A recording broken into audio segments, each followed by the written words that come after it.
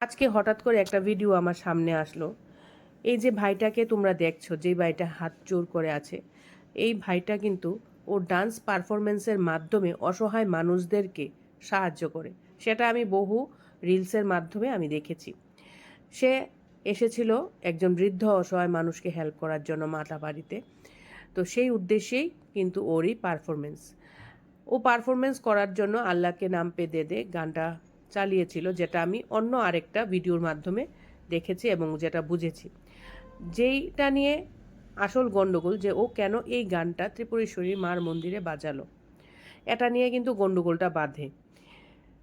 আমার শুধু একটাই প্রশ্ন, সমাজের মানুষের প্রতি আমার একটাই প্রশ্ন, যে এই ধরনের মনোভাব আমাদের সমাজে আর কতদিন চলবে? এই ভাইটা অক্লান্ত পরিশ্রম করে একজন অসহায় মানুষকে সাহায্য করে এবং সেই মনোভাবটা কজনেরই আছে। ট্যালেন্ট কিন্তু অনেকেরই আছে, কিন্তু এই ধরনের মনোভাব কিন্তু সবার ভিতরে থাকে না।